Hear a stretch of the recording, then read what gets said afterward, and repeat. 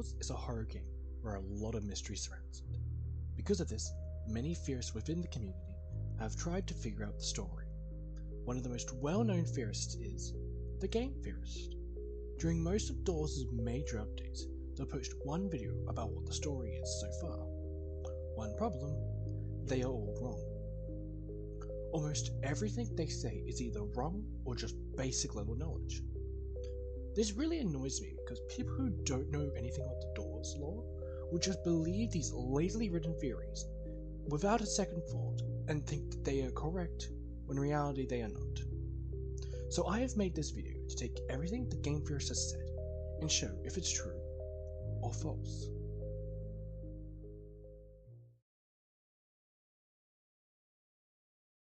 First of all, where are we? Obviously it's a hotel, but it's not really normal. And I'm not talking about the randomized layout. At first glance, it might trick you into thinking it's normal, with a reception desk, bedrooms, hallways. Sure, the furniture reads a little old, probably from around the 1940s or 50s, but on the whole, it's pretty standard stuff. Sure, one of the new teased images does look a little bit strange, stone walls and big barrels, but yeah, it's most likely designed to be a wine cellar, which wouldn't be unheard of for a hotel, especially as Prohibition ended in 1933 in the US, thereby allowing establishments like hotels to serve alcohol to customers. What's really odd is the second teased image. It's a large room filled with beds from end to end. Maybe the hotel's able to offer cheaper rates if you're willing to bunk with 10 other people in the same room? Except that isn't what the room's for. Along with the image, we were given its name, the infirmary. Why on earth would there be an infirmary in a hotel? I'll tell you why. It's because that's exactly what hotels were used for during the 1940s, especially during World War II. Okay, so MatPat says that the hotel is a makeshift World War II hospital.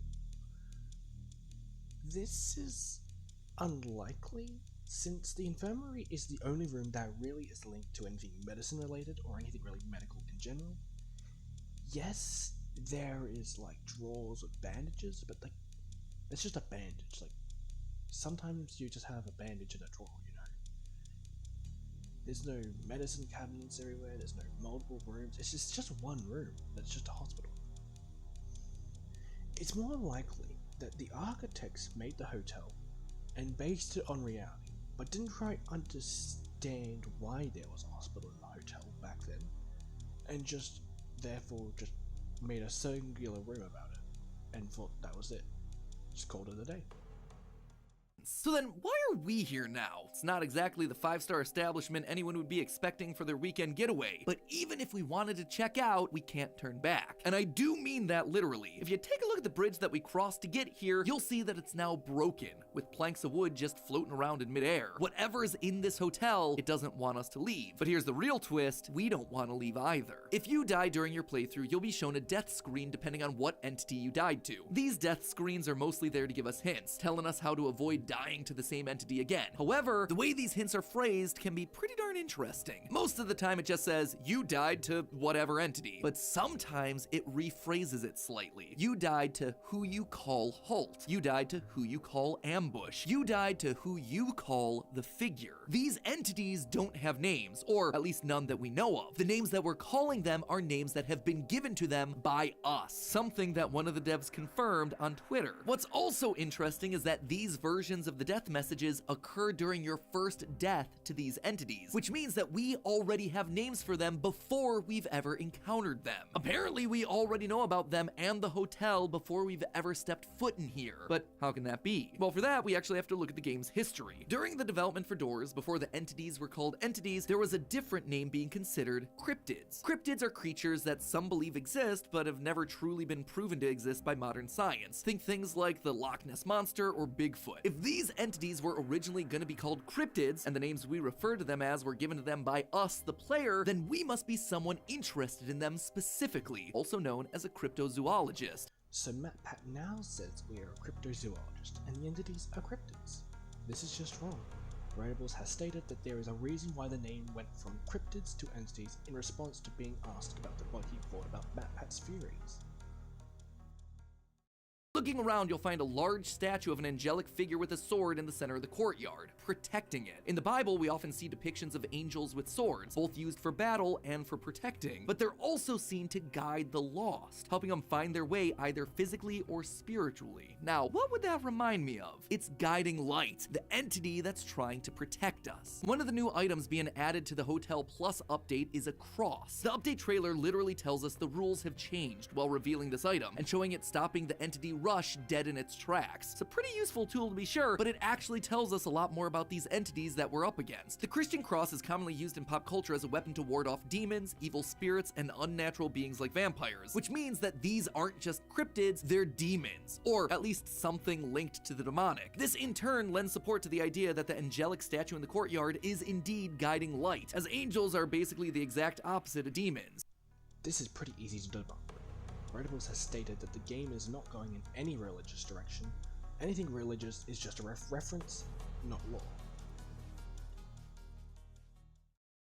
Upon first glance, most viewers will probably recognize the main symbol as the Star of David, a symbol of the Jewish faith, which might seem odd when connected to a cross and its powers over demons, but actually that wouldn't be looking at the full picture. Widening out your view, you can see that the Star of David is actually enclosed in a ring with writing and symbols in it. This actually aligns more with the precursor to the Star of David known as the Seal of Solomon, a symbol that supposedly gave King Solomon the power to command the supernatural, including demons. And now the pieces start falling into place. This symbol went on to become associated with the occult, but also with Christian, Jewish, and Islamic alchemists, which might explain the Islamic crescent that's being present at the center of the star.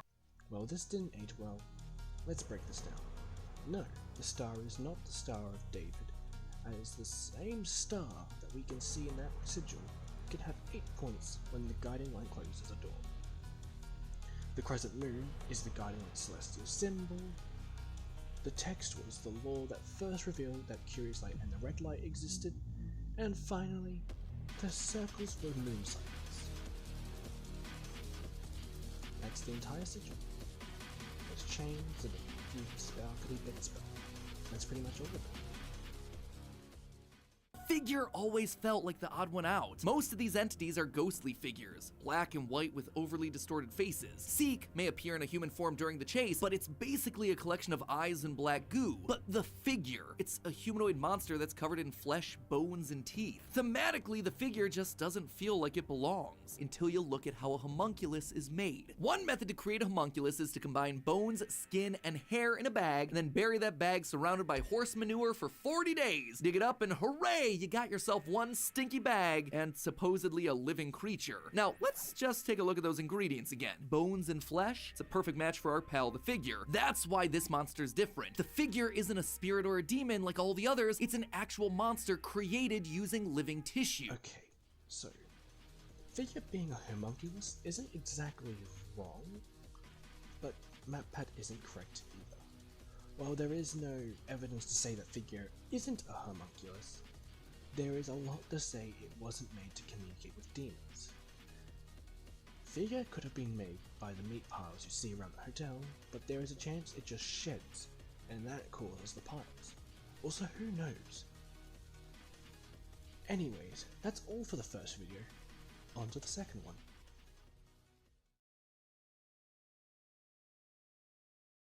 But that's not everything that's interesting about this guy. You see, El Goblino is Spanish for the goblin. Whoa, I'm really blowing minds here. And his dialogue mixes in a lot of different Spanish words. Hombre, nunca más, mi amor, which stood out to me as an important detail because, well, why would a Spanish goblin of all things be appearing inside of this haunted hotel? So I did some digging and I found some surprising connections. In Spanish, El Goblino is a very literal translation, but a more colloquial term for goblin is duende. While the word literally translates to elf, it's also used to describe creatures from folklore that are similar to dwarves, gnomes, and yes, goblins. This is wrong. The devs have said that this is wrong, and even El Goblino has said this is wrong. El Goblino's lore is focused on the dialogue, and not the name. And get this, in Mexican folklore, duende are gnome-like creatures that live inside the walls of homes, which is a perfect match for our friend Goblino. If you speak to him enough times, he'll give you this line, quote, "Sometimes I like to knock on the walls, scare the pants off the humans. So funny, dude," which is referencing the scratching and knocking ambient sounds that we hear throughout our playthrough. It's El Goblino in the walls, purposely trying to scare us, just like the duende of folklore. It might also explain the total destruction that we see throughout the hotel. Take a look at the claw marks that we see on the walls. It's very clearly 3 claws with no thumbs. That can't be Rush, Eyes, Ambush, or any of the other creatures with no arms. It also eliminates Seek, who has rounded hands. But look at El Goblino's design, and what do we see? 3 distinct claws with 0 thumbs. And wouldn't you know it, but that's another trait that we see of the duende in folklore. It has been confirmed that the figure was wandering around between door 50 and door 100 before we met him in the library, so no, the tiny goblin did not cause all that damage. It was the figure. Use your brain. What this tells me is that even though doors and rooms are connected via these secret doors, they don't strictly exist within the same reality. I suspect that those doors that we see floating around lead to other realities that we've yet to explore. And we know all this thanks to one character, Bob. It would seem that maybe our silent skeleton friend in door 52 might be hiding a bit more than we expect. You see, if you decide to take your time while in rooms and look around, you can find a few desks that have name tags on them. Some are references to animators of doors, some to other Roblox creators, but one of them stands out thanks to its pure simplicity, Bob. Could this possibly be the same Bob that winds up as a skeleton in the hotel? I suspect yes. You see, on one of the desks in rooms, you can find this, a purple key card that you can't pick up or interact with. Making it even more suspicious is the fact that nowhere in this game do you need to use a key card. I mean, this immediately set off my theorist senses. This key card does, however, make an appearance somewhere else, in another Roblox game created by Nico Rocks 5555, a horror game called, get this, Bob is Missing, where you work through a series of creepy scenes in order to rescue your friend Bob. If you manage to rescue him and get the game's good ending, you and Bob exit through a bright white tunnel, one very reminiscent of the glowing white doors that we see in room A1000's Void. This, I think, has given us Bob's complete story. He's the common thread here. He's dimension hopping throughout these various connected worlds. He disappears and Bob is missing, he gets rescued, and he winds up leaving through a portal that spits him out in rooms. He brings along his purple key card, which is how it winds up on one of the desks. Now stuck in rooms with nowhere to go, he gets a job and works in the office for a bit. Eventually, he's forced to leave when the entities start showing up. Forced to escape through one of the many exit doors that spawn after A200, he winds up in the Doors Hotel, lost in its ever-changing hallways. Eventually, he comes across El Goblino, who, like any good duende, guides those who are lost. Tired of constantly getting lost and having to run away from monsters, Bob decides to stay in the safe room until his death, eventually decomposing into a silent pile of bones. This is just wrong. The devs have said that Nico's projects are not linked to doors. Plus, the purple keycard and the Bob name also appear in the rooms. So, it is very likely the Doors devs just copied it for the room subfloor. Curious Light itself. What's its purpose? Guiding Light is obvious by comparison. It wanted to help us. It wants to defeat the demons that reside in the hotel. But Curious Light doesn't seem to care about us at all. In fact, it outright says, I usually don't give out hints. even though it clearly knows the mechanics that are killing us. So why would this entity be so unhelpful? This is especially confusing when you consider that it wants us to keep coming back, to keep going, saying things like, I hope you don't mind trying again. It would be helpful. And hurry back, we're not done yet. why would he speak to us in such a careless tone but then push us to keep trying? What are we not done doing? Just didn't seem to make sense until I remembered what was at the end. If we succeed, we enter the void with dozens of other doors, new worlds, and more importantly, a door back to our world full of demons and evil entities. I think Curious Light needs us to get to the end in order for it to access that room and all the other dimensions that it holds, including our own. Why? Well, we established last time that Guiding Light was an angel of some kind, helping out the player to defeat the demons that roam the hallways. So it would make sense then for Curious Light to also be an angelic figure. But these angels are clearly limited in what they can do. They can light the way, but they can't physically interact or interfere with the world. That's why Curious Light needs someone else to help it get to that exit, and in so doing, give it the freedom to go somewhere else. Nope. The architects can influence the world, and we see this a lot. One of the first examples is the levers in rooms.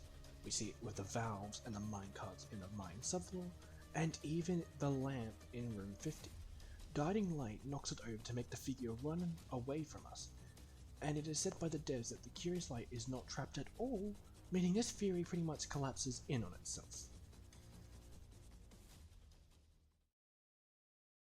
So that's what we explicitly know about it, but I suspect we might be able to take this one step further. This game has shown itself to have plenty of religious imagery. One does not simply add a crucifix, demons, angels, homunculi, and unbaptized goblins to the game without giving some sort of religious undertone. Which then prompts the question, have there ever been curious angels anywhere in the Bible? Yes. In fact, the last time an angel got a bit antsy, it didn't end too well for humans. According to the Bible, there was one angel that shone brighter than all the others, one that got bored of their current post and eventually challenged God. Their name was Lucifer, also known as the Morning Star. Could Curious Light actually be Satan in disguise? Could it be that by getting to room A1000, we've managed to release him into other dimensions? Like I said, no religion.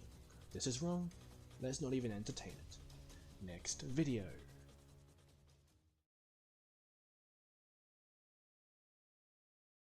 A cool detail to kick us off with is how you access the backdoor update inside the game itself. Much like the main game, you stand in an elevator and it will take you to the first floor of your next run, in this case door -50. However, you can't just walk straight into this new elevator. If you're new to doors, you'll find that the back door's elevator is blocked by a barrier of yellow light. At this point, if something glows yellow, we know it has to be related to Curious Light, matching their yellow sparkles and death screens from the rooms. Sure enough, if you unlock the achievement completing the rooms, the first place we encounter Curious Light, and head back to the lobby, you'll find the back door's elevator is suddenly open to you. Curious Light was stuck in the rooms, but now he's been freed by us completing that final door, allowing him to escape into the hotel's version of the back rooms. This is not correct. A1000 is not required for the back door. Detour is, which is the achievement for entering the rooms, not escaping it. So, they've perked up, realizing that we might be able to help them get what they want. And what is it they want? Well, if you do manage to get to the end of the back doors, you'll find a final door marked 0000. Proceeding through this door starts a short cutscene where the door begins to break open with a yellow light, and suddenly you are back in the hotel lobby with an empty door frame behind you, covered in yellow cracks and Curious Light's symbol. Last time, it seemed like Curious Light wanted to access multiple realities, with all those different doors floating in the void in room A1000. But now, he seems determined to get into the main hotel. They've once again used us to open a door that they can't open themselves, and we've led it straight to their desired destination. He even leaves a bottle of Starlight, a larger version of the vials we've been collecting, as a sort of thank you before we enter the final door. This isn't correct at all. Curious Light has already existed in the hotel. This has been confirmed by the devs, so no, it did not use us to get to the hotel. But there's one part that we didn't talk about, the ring of symbols around the Star of Solomon. These symbols are wingdings, and if you convert that text to a normal English font and then run it through a Caesar cipher, you'll get the message, one of the 3 architects marked by Celestials assists you. Given that this is on the binding circle when using a crucifix, an item that glows blue and traps the entities in a blue light, I think it's pretty safe to say that the architect it's referring to is Guiding Light. Until now, we've been referring to Guiding Light as an angelic being, due to the sword-bearing angel statue in the courtyard, as well as other religious imagery. However, we did get this tweet from one of the developers saying, the crucifix indoors does not mean the game is going in a religious direction at all. And this translation of wingdings would certainly suggest that too, with Guiding Light not being an angel, but an otherworldly being known as an architect. But does that mean that using religious imagery to figure out the lore of this game is immediately debunked? I don't think so. Firstly, other than terminology, it feels like we were kind of on the right track with Guiding Light. We suspected Guiding Light was an angel twisting the halls of the hotel to trap the demonic entities. An architect is someone who builds and designs buildings, so Guiding Light being named an architect makes sense as they are the one changing the building. We may not have been right about the terminology used for Guiding Light, but we ended up at a similar conclusion because we found some religious influence. And that word influence is important, because what I showed you isn't the full tweet. It continues. It will remain mostly secular, other than inspiration, and will be all original. The developers aren't denying that they're taking inspiration from religion, just that it's not inherently a religious story. And here's the thing, we actually see this religious inspiration through the binding circle translated text. One of the 3 architects marked by Celestials assists you. It implies there are beings above the architects that give them power in some way. They are marked by them. These beings are referred to as Celestials. This is not correct. When you see what marked means, it means visual marking. And with how the Guiding Light and the Curious Light symbols are a star and a moon, it would make sense for the celestial to mean celestial body. There are no beings above the architects, they are the highest beings in the door's realm. The space theme continues when we have a look at the painting we can find on floor 60. This floor is where we find the secret passage to the rooms, where Curious Light resides, and it's the only place where this painting appears. The image is named Space-Time, which again seems to be referring to the spacey, otherworldly themes that we've already talked about, especially when you take a look at the symbols. The one in the center matches the yellow sparkle we've seen representing Curious Light across the various rooms and doors. It also matches the symbol found in the vials of starlight provided by Curious Light. In the top right corner, we have a blue crescent moon. Now, if the center symbol is meant to be Curious Light, then it would make sense for the blue symbol to be Guiding Light. It guides us through the hotel with a blue light, and when we use the items gifted to us by Guiding Light, like the crucifix, the symbols that banish the entities are also blue. And would you look at that? At the center of the binding circle is a symbol, a crescent moon, the same symbol that appears in the painting. This is the symbol of Guiding Light, one of the 3 architects. And with there being 3 symbols on this painting, I have a sneaking suspicion that means Curious Light is also another one of these architects. But there's one more symbol in this picture. In the bottom right corner, there's a red symbol that you might not be familiar with. This symbol only appears in the game when you add modifiers. Essentially, modifiers are designed to make the game more challenging, but in turn, you get higher rewards. They can do things like make the floors more slippery, give you less health at the start of the game, and make entities move faster or appear more frequently. When you activate modifiers, this red symbol appears on the screen, the same red symbol that's in the painting. Given there are no other symbols on this painting, this has to be our third architect that the Crucifix Wingdings told us about, the one that Curious Light is referencing when it says she. She said we could call that one Blitz. Finally, it took them an entire update too late to figure out there were 3 architects. Anyways, Tom is saying that this she is the red light. While it not impossible, this is unlikely because when you fall into the vacuum, the Curious Light says that they were told you needed oxygen to breathe. Most likely from this she. And when you drown in floor 2, the Guiding Light says they assumed you needed oxygen to breathe and were happy to at least confirm it. With all this in mind, it seems likely that the she the Curious Light might be referring to is Guiding Light. Now we could go on and see what else Tom says, but it's all predictions for floor 2, which all turned out to be wrong, so I see no point. Next video. The courtyard got a massive graphical overhaul, and the biggest difference to me was that there is now a pedestal placed in front of the angel statue that we've been theorizing about. On that pedestal there is a code written in Wingdings. Wingdings seem to be one of the ways that we are being given crucial information by the devs in this franchise. Last time they revealed huge details about Guiding Light and the architects through the Crucifix's binding circle, so whatever this says is likely going to be very important, and indeed it is. Translating it gives us a single word: limbo. Limbo has a few interpretations in various religious cultures, but the most common and well-known interpretation comes from a set of narrative poems, Dante's Divine Comedy. Why? Religion is back? Why? I thought he finally realized that the devs said that the game wasn't going in a religious direction at all.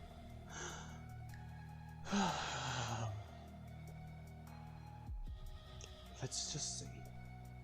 And yes, I know the creators have said this game isn't religious, but when they keep adding religious images and languages like this, what's a theorist supposed to do?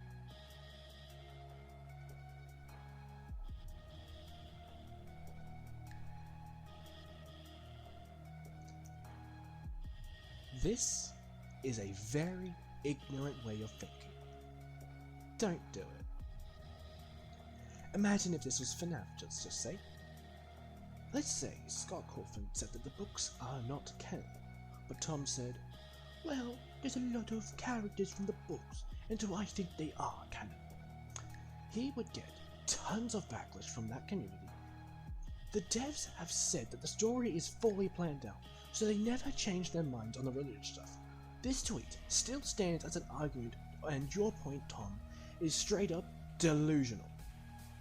Yeah, it's not just the pedestal in front of the statue that changed. The actual statue has been altered dramatically. Rather than this massive angel with its face shrouded in darkness, wings that curve around its body, and a two-handed sword stance, we now have a much more open and obvious visual. The angel now stands in a triumphant pose, its sword held with one hand, and 4 wings spread out wide. We can also see its face, and though it's plain, it does have a band of eyes circling it. This depiction matches what we get from the prophet Ezekiel in the Bible. In chapter 10, he describes cherubim as creatures with 4 wings and so many eyes that they cover every part of their body. Yeah, not quite the cute little baby angels we often see them depicted as. And the reason they had hundreds of eyes like this was because the cherubim were responsible for guarding and protecting what belonged to God. They were warriors. They had to keep watch and see everything. It's a pretty solid match for our statue here. Although, when I got thinking about hundreds of eyes, it did remind me of another entity in this game that also has hundreds of eyes and likes to keep watch. One that I mentioned right at the start of this episode. In the main lobby of the hotel, you can find these white eyes with black goop hidden around the room, constantly watching you. During any of your runs, there is a chance that at a random point, you'd begin to see these eyes appear once again on the walls. The further you went, the more and more eyes appeared, until eventually you would enter a large hallway where, out of a puddle of black goo, Seek would emerge to chase you down. They then return in the Mines update to once again chase us, but they also become a giant goo monster as part of the final level, and in this form they are covered in dozens of eyes. Seek is constantly being shown to be an entity with hundreds of eyes connected to them, and they have been watching us throughout the hotel and the mines. Just like the cherubim use their eyes to keep watch for dangerous threats. That's right, theorists, I am telling you that I believe our goopy boy Seek is in fact an angel like the one we see in the courtyard. One of the entities that this game calls a celestial. I know, it sounds ridiculous. Lots of eyes aren't the only thing that makes an angel an angel. And outside of that detail, Seek looks nothing like the angel we see in the courtyard. Plus, angels are supposed to be good, right? They're here to defend and protect the innocent. It's the Celestials that gave us guiding light to help us, and he actively guides us during Seek's chase sequence. He blocks Seek's path with a blue seal over the door. He even makes a cart appear beneath us to help us escape. Guiding light and Seek are on opposite sides. And if guiding light is on the side of the heavenly Celestials, then Seek cannot be an angel. Or so you would think, until you remember the inspiration that comes from Dante's Inferno. Right now, we are in the afterlife, in limbo. During his time in hell, Dante speaks to multiple angels that are stuck there, although only one of them gets top billing. And he is also described as not quite looking like his original beautiful form, Lucifer. We've actually talked about Lucifer before. In one of our earlier theories, we thought it was connected to Curious Light, the yellow light and one of the other architects that quote-unquote helps us in the back door and room levels of the hotel. But just like Guiding Light, it's clear that these architects are not angels themselves, and so Curious Light cannot be Lucifer. Don't worry, little guy, we'll figure you out eventually. In case you're unaware, Lucifer was originally one of the highest ranking angels in heaven.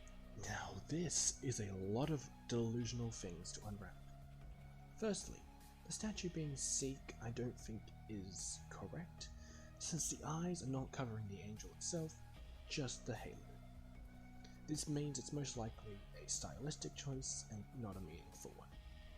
So many people try to connect the statue to a character that already exists, which I just don't understand. We don't have any connections to it at all. The only thing we have about the statue is the sign that says Limbo, which in my opinion connects it more to the Doors realm than any other character as a whole. Secondly, Seek being Lucifer, like I said, Doors is not going in any religious direction at all. Seek is not Lucifer, nor is he the big bad. The devs have said Figure is more important, and they will get a big Laura glow up in floor 3. Also, like I've said before, there are no celestial beings. Everything after this is not very important to talk about, and I feel I've made my points clear enough already. I severely doubt that Tom or Matt will ever see this video, so they probably won't improve anytime soon, but I hope for the people who do see this video, don't mindlessly believe them when they say stuff that has been completely confirmed to be wrong by the devs. Now, with all that being said, goodbye.